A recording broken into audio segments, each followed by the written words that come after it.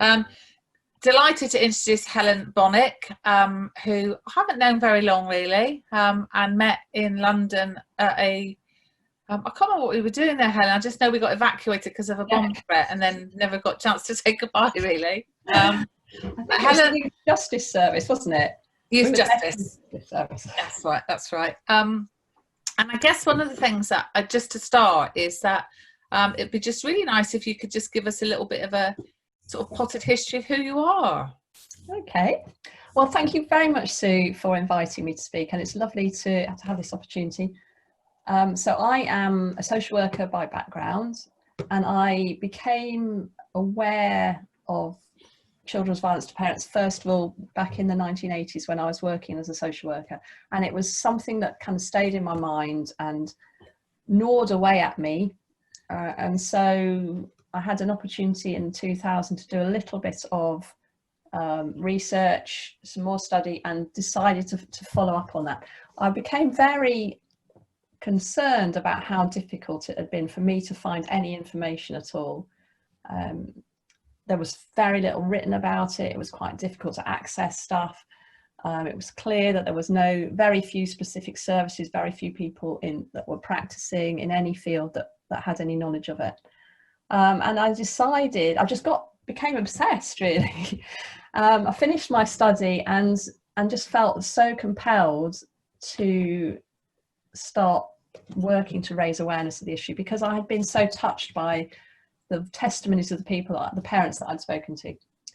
And so then from 2006 really decided that I had to do everything that I could to get people talking about it, to get it into national media, to start networking and joining people together. I thought there was a real power in connecting people that were involved so that they could share experiences, they could encourage each other, and learn together. Tried all sorts of different things, different angles, getting on Women's Hour, things like that. I was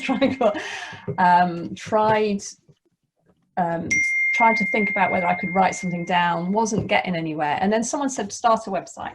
So 2011, I launched my website, which is Holes in the Wall. And I wrote the first blog post in May of that year. Hadn't got a clue what I was doing. I had some really helpful family members that were doing all my admin for me. Wrote my first blog post and then thought, oh, I've done it. I've written everything there is to know about child-to-parent violence. What happens next? And then kind of got myself into the swing of it. So 9 years later, the website has a lot of pages now, and it's the sort of thing where I wake up in the middle of the night and think, oh, I could do a page about that. That would be really interesting. So it's a place where I try and draw all the information together that I can find across the world. So there's like a reading list. There's any opportunities for research, for training, events and things. I've got a page recently that I've put on trying to bring people together that are currently doing research so they can be aware of each other, be aware of similar topics, inspire each other. There's a page where I link to bits of video, sound recordings where people can listen for training purposes. So it's really trying to bring together everything. And then there's a blog on the front page. And it's been so exciting the way that's taken off. So there's people that view that from across the world. So on the back of that, then I've been invited to do other things really. And I spent 5 years writing the book that you already mentioned, which perhaps we can talk about a bit later. Yeah. But it's really a weird place to be in, because I've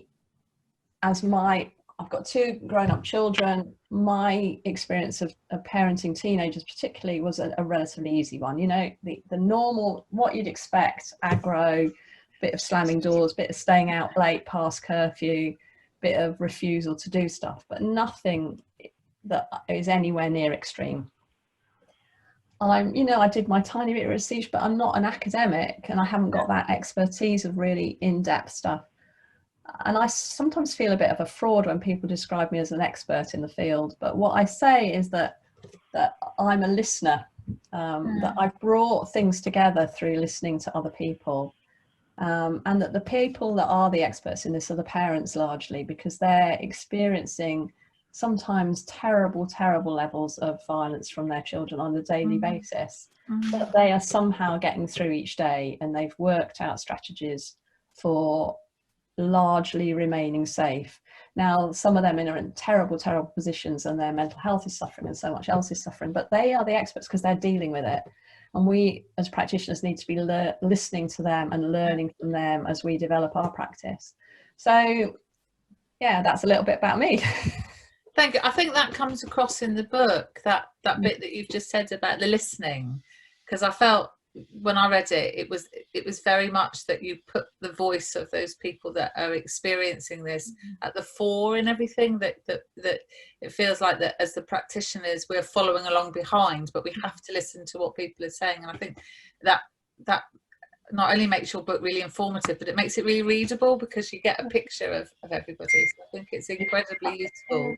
It does worry me that as practitioners, that there's a danger that we think we know the answer, or that we've got to have an answer. Yeah. And you know, people come to us and we're kind of driven to be able to help them and know what to do.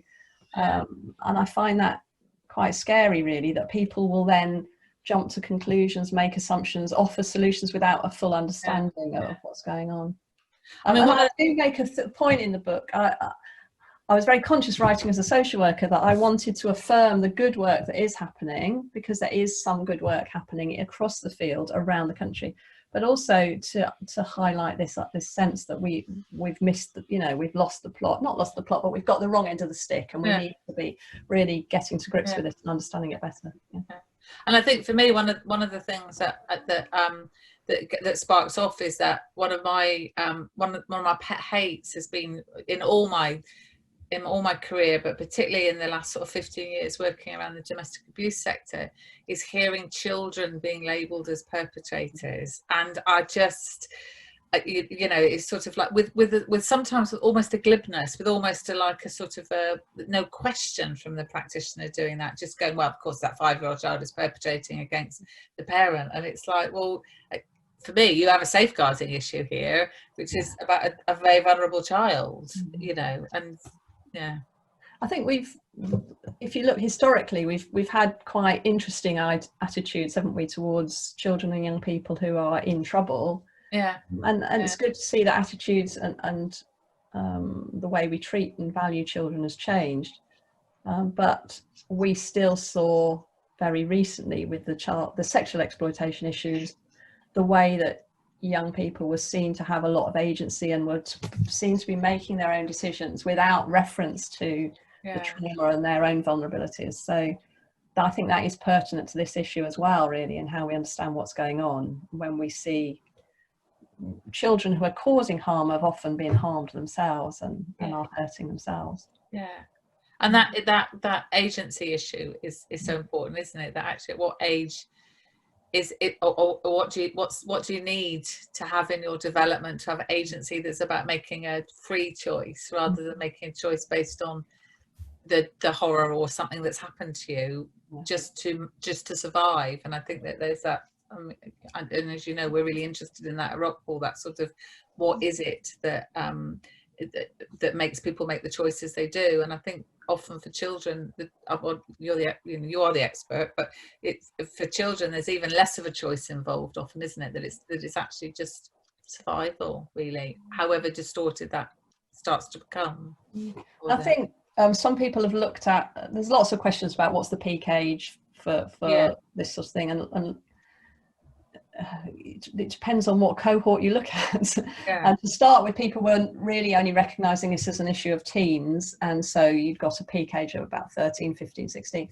Now recognizing that children as young as 3 or 4 are being quite violent and towards family members. So trying to develop a new understanding of what's going on. So there's a suggestion that there is some abuse which maybe starts or some harmful behaviour that starts quite early on, which may be more likely to be related to trauma or some sort of diagnosis. And then you've got other stuff which maybe starts when the teen years kick in.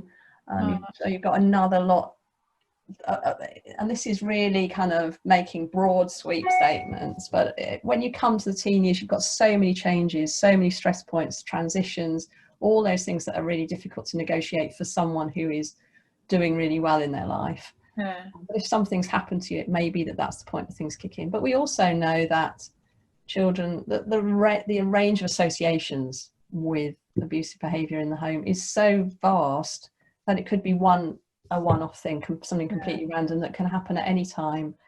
You know, if a child is suddenly bereaved, that can lead to very strong emotions, or if abuse happens later on, or if there's a sudden illness, or if there's bullying at some point, or there's just so many different things that are associated that it's something that can start at any point.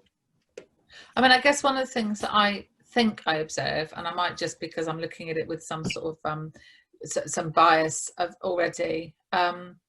Sorry, Rebecca, can you turn your mic off, my love, because you're coming up as a speaker, because something's your mic must be on.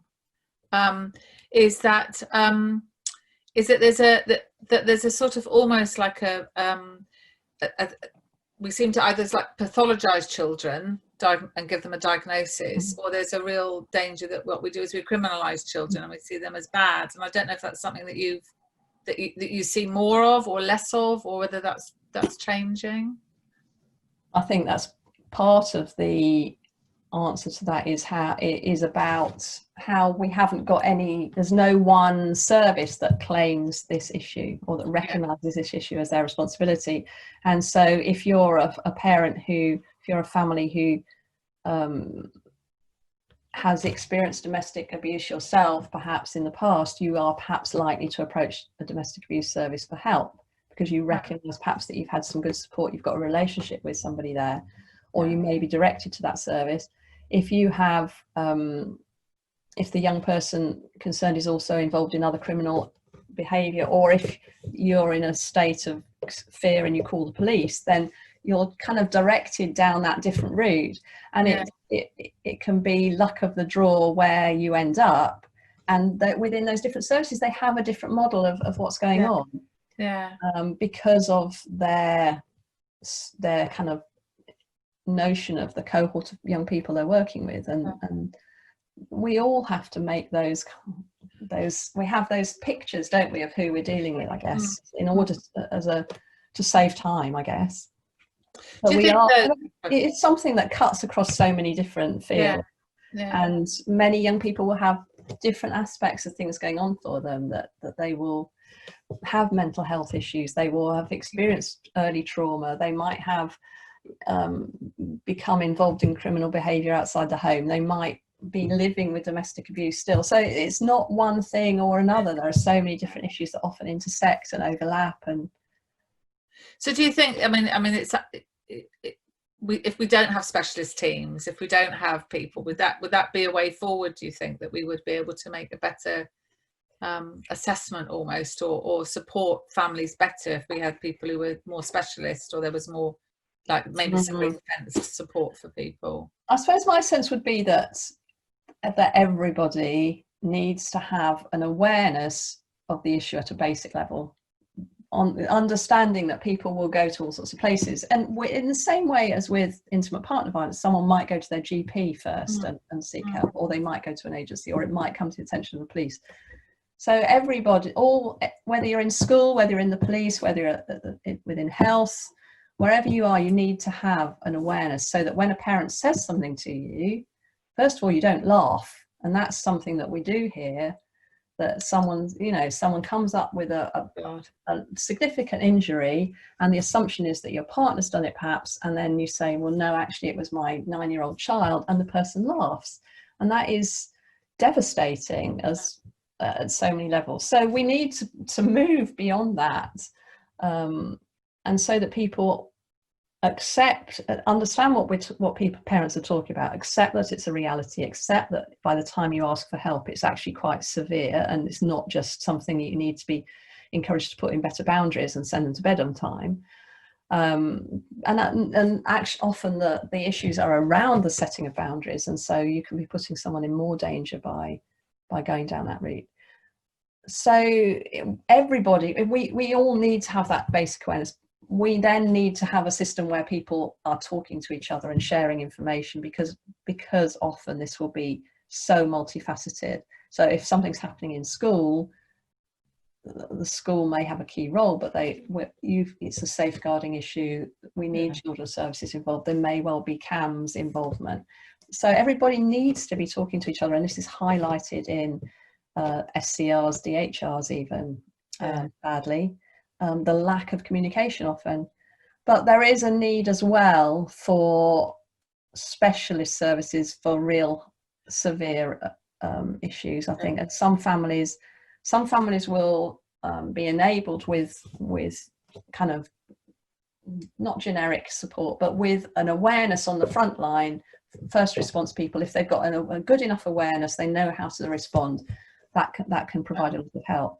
But we do recognise there are some families where the issue is very extreme and they need specialist services. And we have now got a number of programmes that have been set up and have got good evidence bases, but there's not enough of them. And the issue is often funding, because it's not recognised as a mainstream issue. So, you might get a few years funding and then you've got to reapply, or the funding just disappears. So that's a real tragedy when services are running well and then they just have to stop. And we have seen that around the country. And I was just thinking then as well about how hard it was, like in the DA sector, like sort of, when Marac started, and sort of that trying to get people to share that information, it took a while for that to be established. And, in some ways, I think there are parts of the country where that's almost imploded on itself now, and sort of they don't work in the same way that they were designed to work.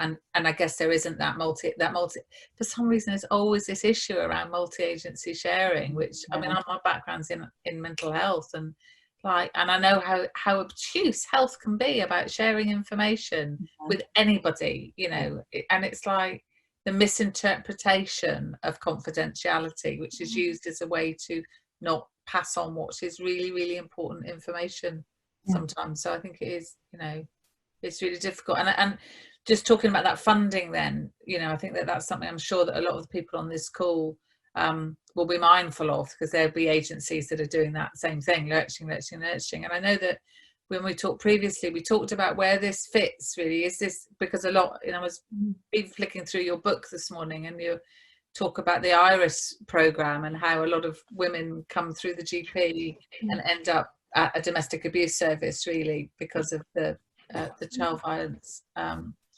like, where does this sit? Because I guess a lot of women are ending up in DV services, or a lot of families, because there isn't another service.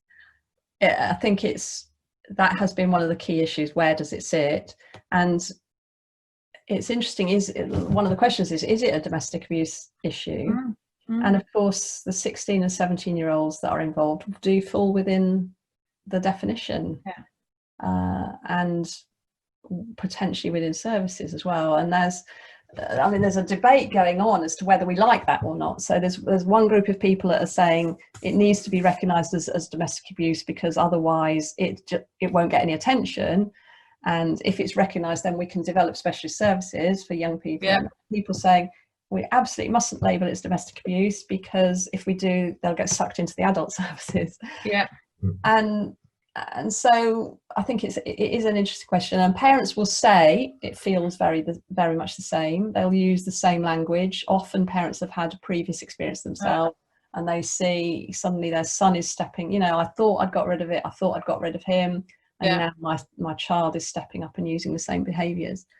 And the process behind that isn't even straightforward. So it may be that they've learned the behaviours, they've seen that this is effective, if you like. Maybe that they've learned the behaviours, believe that this is how you treat people. It may be that they're still in touch with the ex-partner and being coached to behave in this way. Maybe mum is now in a position of feeling very fragile, very vulnerable, not very strong. Her mental health suffered, and the young person is seeing, well, someone's got to take charge of this family. No one else is doing it, I'll do it. So the whole, it's so complex what happens in that situation. So there is that really strong link, but there's also lots of differences. So we see that The most obvious difference, if you like, is parents have a legal responsibility. They can't just put their child out. They can't just walk out. So they're bound legally to this child, and that's often an issue when they do go for help and say take them away, is where you've got to have the child back. Yeah. But also there's that kind of sense, parents will say, you know, I don't want them to be taken away. I love this child. I want you just to help us sort things out. This is an issue in our relationship. It's not that I want him, her taken away. I want you to help us live together happily and safely. The other thing I think is that understanding there are so many different issues going on. This is often about a very anxious, very fearful child, and that's where the abuse is coming from. Understanding that the brain, what we know recently, I mean, we're learning things so quickly. That is what's exciting at the moment, is there's so much new knowledge. You know, I'm talking about child to parent violence we were aware of it really only in the last 10 years. That's when most of the writing, most of the research has happened.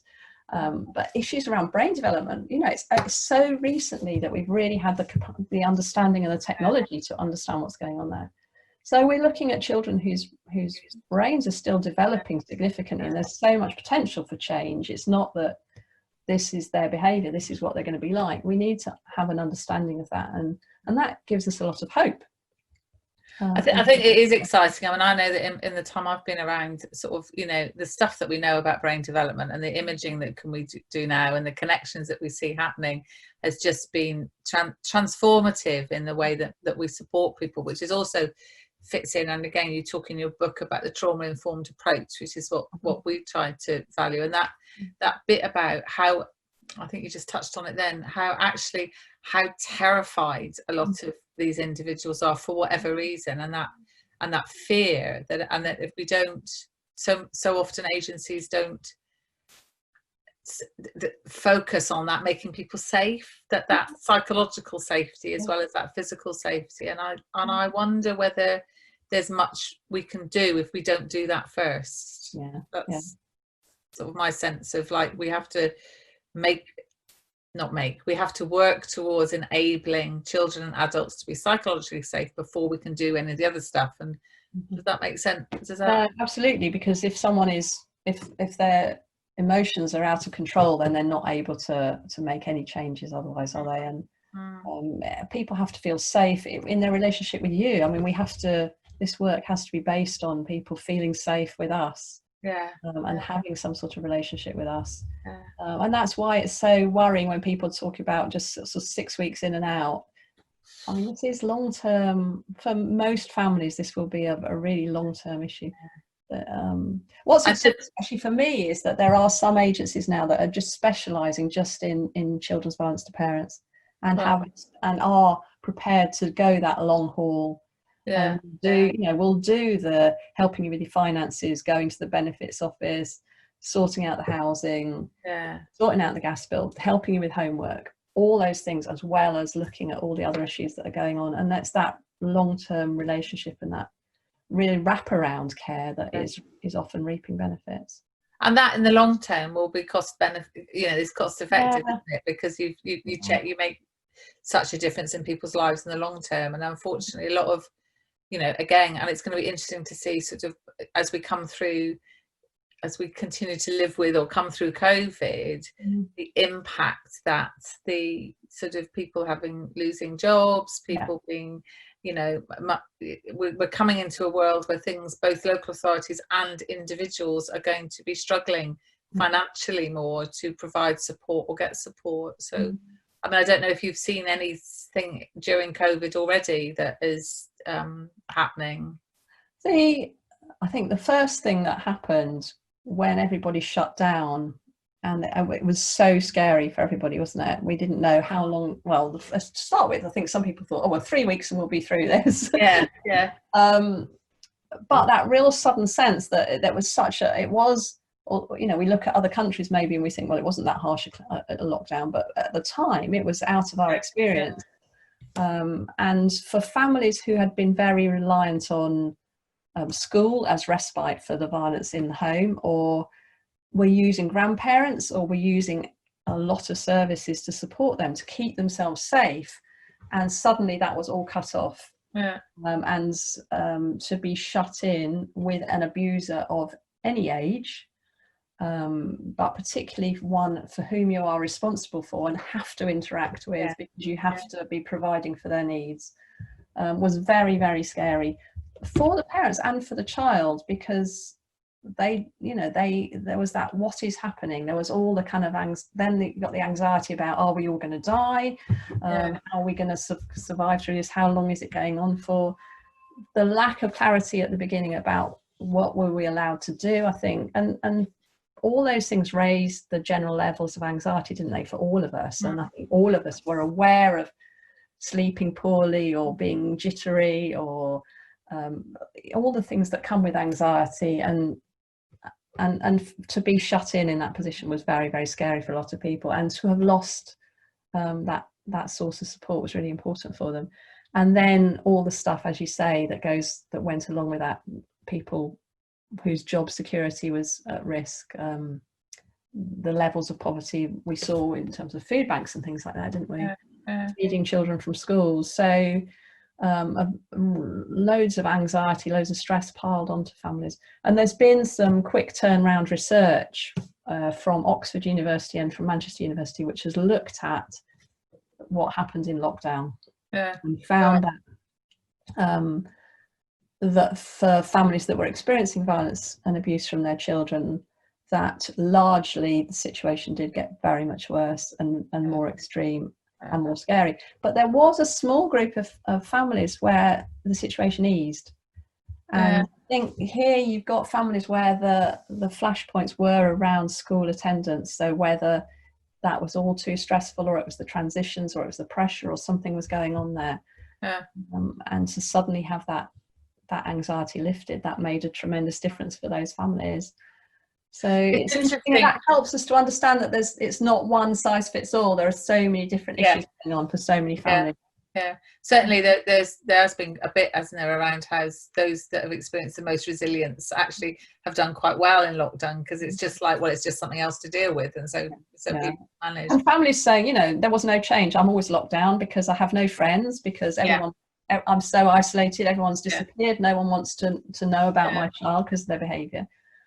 I know I shared with you for a neighbour of ours who has a child who is severely autistic, him having his activities removed, the things that made him safe, his structure, his routines, he completely just couldn't cope with it, and was very, very disruptive for a while, because it was just too hard. And what they needed was extra support at that time, and there wasn't any, so they were left to manage, an adolescent boy who could not understand what was happening. All he knew was he wasn't allowed to go and do the things that made him safe. And I think there as well, you've got this, the not understanding why the changes, and not being able to articulate those changes, and that, I think, is what pushes into the behaviour often. And people say behaviour is communication.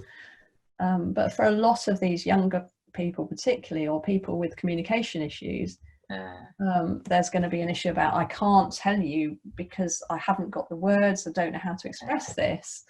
And then there's going to be other young people who it feels too dangerous to say the words because threats have been made, perhaps, or they're more fearful of what might happen.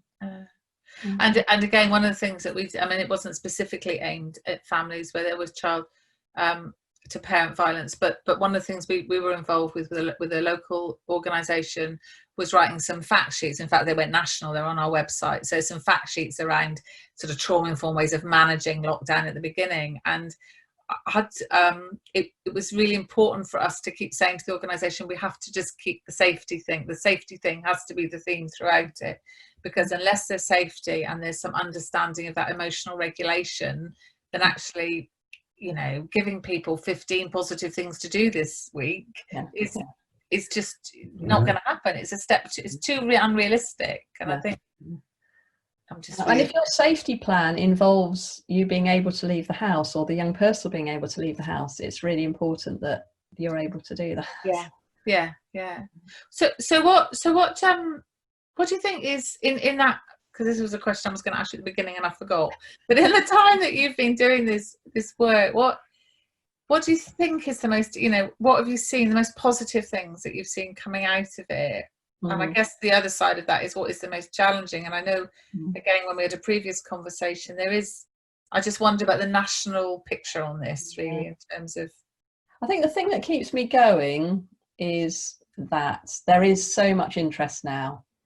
And I see work developing, and I get outrageously excited when people contact me and tell me about a little project that started up. And I'm on social media quite a lot, and so it's really lovely to have conversations with people, and they'll say, oh, this is the first night of our course tonight, and this is what the parents were like, and it's just so encouraging to hear that that's going on and there is new work starting. So I mean, the biggest change in that respect is that there is, not masses of media coverage, but we do see positive media coverage now. So there's a few journalists that I've nurtured over the years. Right. And whereas very early on we were getting some hideous stuff coming out and just was reinforcing very negative stereotypes, I think now we get quite measured work. Victoria Derbyshire, St Victoria, has covered this and has been very supportive of raising awareness, and other people as well. So I'm encouraged that there's more media attention. I'm encouraged that mainstream newspapers and other newspapers are prepared to put the effort into writing something and following through on that. And I would say, the rubbish stuff in the comments still, but I notice on the Twitter lots of people are sort of sharing resources, but I would say, I hope people can see your book, or you can hold your book up as well, is that actually it is absolutely packed with resources, links. I mean, I guess it's the same on your website as well, isn't it? With links, with websites, with talks, with groups, with evidence-based work. I mean, it's an absolute gem of a resources, as well as all the stuff that you've written, because I think you can go on here, and if you want to find something, you can. So I really do recommend Helen's book in that sense. We will put also a link to your website on our website, Helen, at the end of today, so that people can, if they don't pick it up, they can get to you. Can I just say about the book that people were asking me to write a book for a long time, and which is why it took me 5 years, because I kept starting and changed my mind. I want people to be really clear that the book isn't, I'm going to hold my hands, I'm going to take you through step by step what you do when a parent comes to you. So it's not that sort of practitioner's guide. It's very much a sense of, these are the things you need to know.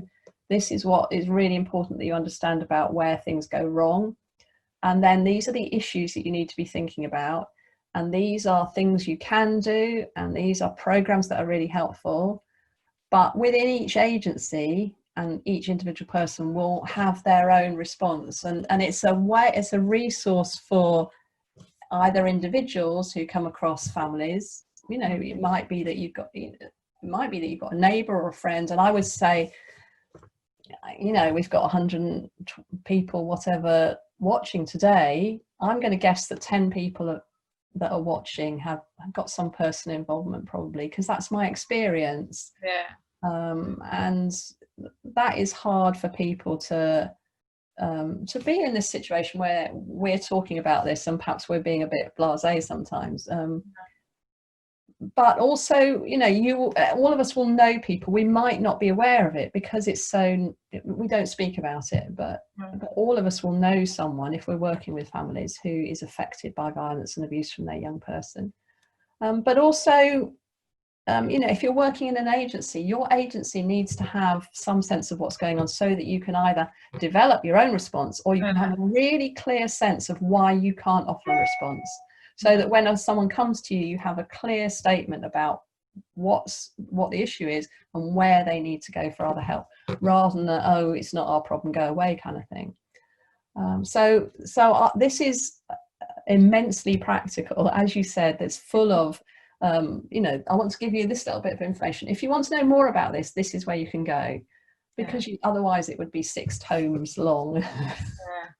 But I think that's the I mean, it's sort of, it's really easy to read, and when I say simple, I don't mean that in a it's simplistic, like Gabor Mate would say. It's simple because it's easy to follow and it's accessible. And I think, I guess for parents as well as practitioners, really, there's stuff in here that would be really helpful, because you've mentioned the silence, and someone else I saw on the tweet on the chat earlier talked about embarrassment. It's that it is such a taboo. It's as much as domestic abuse is a taboo, this feels another taboo. It just is something that we can't admit to, because horrendously, like you said, people might laugh. I want to go back. Can I go back to our earlier discussion about is this domestic abuse? Yeah. I think people working in the domestic abuse field have got a real, you've got an understanding of how to support people, how to listen to people. And often we've found, when we look at what's going on for families, probably half the families that are supported will have had some experience of domestic abuse. Right. So that's impacted the parent that's still there, usually the mother, but not always, and the children, and the child that's using abuse perhaps, and the siblings. But we know that it's not the same everywhere. We know that if we look at Safe Lives research, perhaps a quarter of families who have experienced domestic abuse will go on to use harm. So we know that there's something that is protective and can be protected. Yeah. But we know that it's a huge issue for families that are experiencing violence. So within the domestic abuse field, all the people that are working in that field have so much experience. And I think those early programs that support parents with children soon after abuse are so important in providing early support to try and break what's going on and what that experience, and help families make sense of what they've been through and to move on safely. And that work just at that level can be so important in a preventive way. And that's good to hear, because obviously we've got the recovery toolkit for both parents and children, so that they go through the same sort of trauma-informed program and learn about what's happened, and provide them with new mechanisms for dealing with the trauma that they've experienced. And we see the same with our ACEs toolkit. It's the same issue, is that it's people that have grown up. There's that intergenerational violence that is passed on sometimes through families, but it is I think you're right. I think it's, ever since I've worked in domestic abuse, this has come to the door of domestic abuse, and hopefully is in an area where people can get some support. I think you've answered my challenges, you've answered that one. I think what I'd really like to do is maybe just open up, we've got about 10 minutes or so left, is open up to some questions, if that would be all right with everybody. Now, technically, I'm not sure how this works, because I'm going to try and come into gallery view. And what I think, are you there? You're there, Helen, on my screen. I think what we can do is that people might be aware that down at the bottom, you can put you can put your hand up with a reaction. You could put a thumb up. I've just put a thumb up. Have I put a thumb up? You have put a thumb up, yes. If you have a question that you want to ask Helen. We've also got 38 comments in the chat field at the moment. Oh, and we've got 38 now. Oh goodness. Let's have a look at this. Is there anyone that would like to ask a question at the moment of Helen? Hi, yes I do. Hello. Hello, Vanessa. Hi. I'm Vanessa. I'm actually a part of IRIS. I know you mentioned previously. Do you feel that, I know you mentioned before that there isn't actually a home or a place where they sit. Would you say that IRIS would be one of the organisations that you feel would potentially be able to assist with this area? Hi, Vanessa. Thank you for your question. I think absolutely yes. And I've have spoken at an event with IRIS some time ago now, a couple of years ago, because that's such an important role within health in educating the health service and in providing that first response. And I think that probably the health service is getting better at understanding intimate partner violence and responding to that, but we do need to still be passing on that information about, if a parent comes, let's not assume that it's a partner. Let's open up the possibilities. Let's be curious about what's going on here. If a mother comes with extreme depression, or with anxiety, or with injuries, we need to be really asking those questions and curious about what's going on. Are they afraid of their child? And looking to understand the full situation there, and to be able to provide that wider support beyond the immediate care for the wound or for the depression, anxiety, but then being able to pass them on to more appropriate services. So absolutely, I think IRIS are doing amazing work, and we need to be including that in the first response system. Does that answer your question? I hope so. Yes, thank you so much. Thank you, Tar. Thank you, Vanessa. Anybody else? Any questions they'd like to? I have a question, if that's okay, Helen. Yeah. Yeah, so you talk about psychological safety. So I'm the domestic abuse prevention officer for St. Helens Council. So it's all about prevention of domestic abuse. Yeah. But my childhood is very traumatic. I was raised in a family where domestic abuse was the norm, but the psychological safety was there. The main perpetrator was my father, but then I became a mini perpetrator. You know, I used to beat my family up, you know, siblings. You know, there was a lot of that. But now, in hindsight, you know, 35 years of domestic abuse, now that I've transformed my life, the main thing that I've figured out about myself was the emotional regulation part. I never understood the emotional regulation part. But when it comes to psychological safety, even though my father was an abuser and a perpetrator of domestic abuse, I still felt safe with him. I got involved with the gangs later on because they created that psychological safety for me as well. So I was a complete mess, but because of the trauma-informed support I received, Yeah.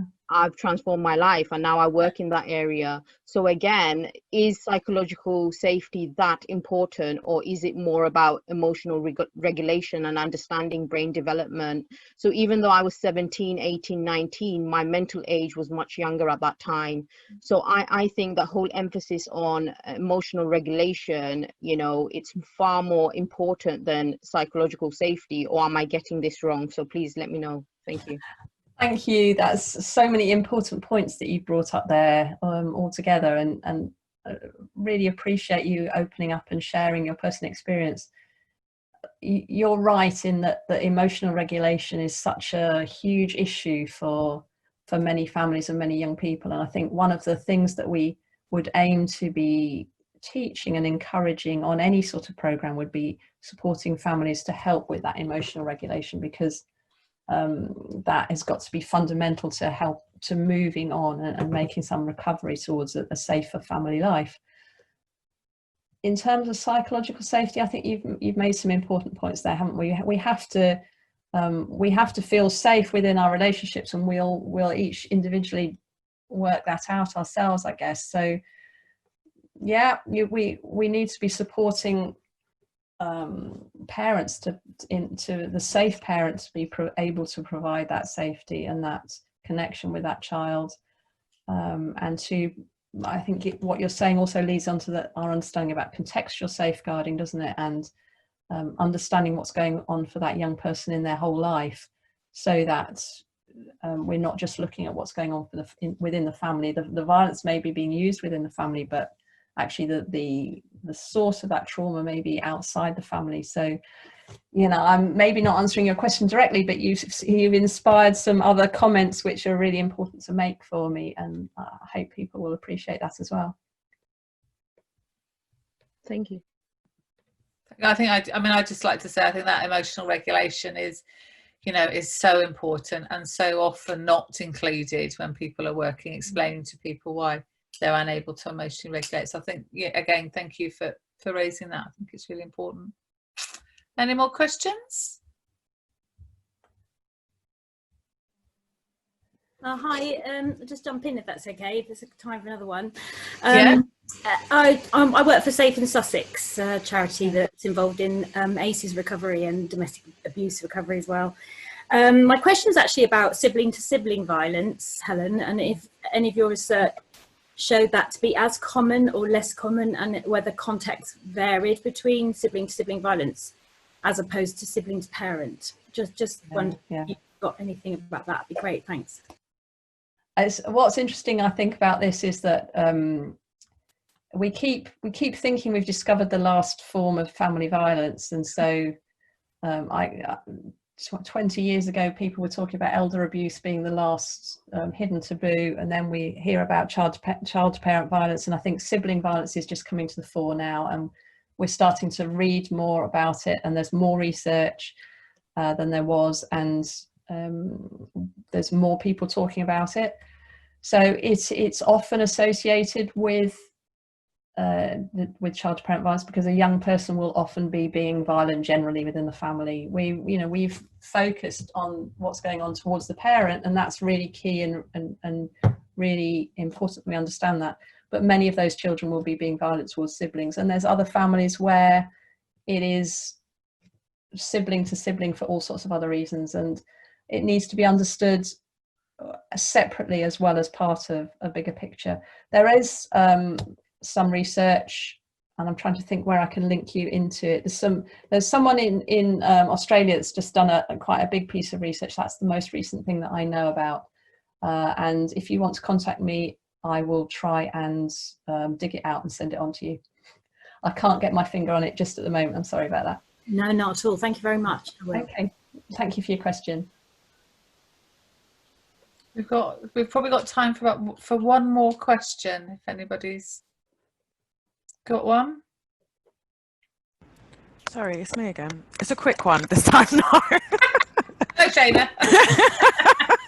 Sorry, I've put it in the chat, but no one's responded just yet. Can you just confirm the name of the book for us, okay, please? Okay, here you go. It's Child to Parent Violence and Abuse, a practitioner's guide to working with families. You'll find it on my website. On my website, you'll find a whole page about it and a link to purchase it. If you purchase it through the publisher or through Amazon, you're going to be paying about 30 quid. If you contact me directly, I can give you a discount for £25. That's the adverts. There you go. Awesome. And the website is, please? The website is holesinthewall.co.uk. If you put in holes in the wall, you'll get it. If you I think there's going to be links to my. We're going to put all the links on the links will on our website. On the website. Thank you, Sue. Thank you very much. If people want anything, we'll put it there. And if you fail to find anything and you want to get hold of Helen and you can't, just come to us and we'll signpost you there. The thing that I wanted to just ask about, and maybe if it's okay just to end on, is because there's been some Twitter conversation about it, and not Twitter, chat conversation about it, and I know you talk about it in your book, is about non-violent resistance as a form of support. I just know if you just wanted to explain to people what that is, Helen, that might be really interesting. So I'm not an expert in non-violence resistance, so that's my disclaimer. It's a way of, it's not a program as such, but it's about understanding that you can't change another person, you can only change yourself. And which, makes sense. If we've been trying to resolve a situation for a long time and it hasn't worked, it's silly to carry on in the same way. We need to look at what else is going on. But it incorporates a number of core principles, which the ones people know best are going to be ones called strike while the iron's cold. So it's about not trying to deal with conflict in that moment. Wait till everyone's calmed down and then have a sensible discussion. It's about ensuring that a parent or an individual is safely supported. So building a network of supportive people around that person that they can call on, either in an emergency or that build a relationship with the young person to encourage them to change what they're doing. Looking at the way people respond in conflict situations and changing that in order to bring things down rather than to escalate them further. Working out what are the main issues that you need to deal with, rather than dealing with everything, and then changing the way that you're present in a young person's life. So building up that presence, rather the inclination if someone's being violent towards you is to withdraw, and as you withdraw from somebody because you want to avoid those conflict situations, that young person has more power all the time, because they then are more in charge of what you do and where you're allowed to go in the house. So it's about looking at how can we change the way that you're present in that young person's life in order to restore that correct authority. And NVR would use the word authority rather than power. Recognizing that a parent is supposed to have authority over the young person as they bring them into their own adult independence. So it's looking at how can you be supported to be more present? How can you involve yourself back in that young person's life in a safe way and in a supported way? That is probably the quickest and most inaccurate overview of NVR ever given. But I hope it gives you a sense of, and again, there are a lot of really amazing specialist groups that are, and individuals, and I know there's people on the that are participating that are specialists in NVR. So by all means, look at my website, my book, but certainly if you Google it, you'll find a lot more information there as well. And it has been used to great effect by many agencies as a way of supporting families, and if not completely resolving a situation, then bringing about a level of safety that enables people then to work on issues separately. And we do need, I suppose I should have said this before, it's the sort of thing where we need to be working to help make people safe and look at bringing down levels of violence and abuse, but we also need to be looking at what else is going on, and all those other issues also need attention. Because if we don't resolve what's going on for that young person, to make them frightened, to make them anxious, to make them feel that that's the only way they can respond, then as soon as we've stopped the violence, if we don't address those, it's just going to pop up again. Thank you. We're sort of coming to the end of our time. Our first Rockpool conversation, which is very exciting. It's been absolutely fabulous, Helen. I'll thank you properly in a minute. I would say to people that if you want to have, we're talking about emotional regulation, we've got quite a lot of free downloadables on our website as well. If you want to go, there's fact sheets for parents, there's stuff on emotional regulation. There's all sorts of different things that you can download for free and use with your clients, use to inform yourself or other people in your team. So please help yourselves to any of that. I just think it's been an absolute privilege, and I've really, really enjoyed today. It's a new format, so it's felt like it went okay. I hope it did. If you have feedback for us, please tweet it to me and Helen and let us know. This is the first of 6 conversations, and next in 2 months, we're doing one every other month. We've got the amazing James Rowlands, who's coming to talk to us about DHRs and his work. So I know you're on the same board, aren't you? The Respect board. So James is coming to talk to us, and that will be fascinating and really interesting. And he's done loads of research on domestic homicide reviews and stuff, and he was on the call. I don't know if he's still here. So we look forward to that. Again, same process, book up. It doesn't cost anything. It's free. It's an hour to just find out what's going on in our sectors, really. Helen, can't thank you enough. Hope we get a chance to work together some more in the future. Buy the book, everybody. We've got a book out as well. You can see our book on our website, but I'm not going to flog that at the moment. But please, if you're interested in the work that we do as well as what Helen does, have a look at our website and see what we've got to offer. So thank you, everybody. Thank you, Helen. Thank you for having me. Thank you to my admin support team who are lurking around, and take care, everybody. Stay safe out there. Thank you. Bye, Sue. All right. Take care. Bye-bye.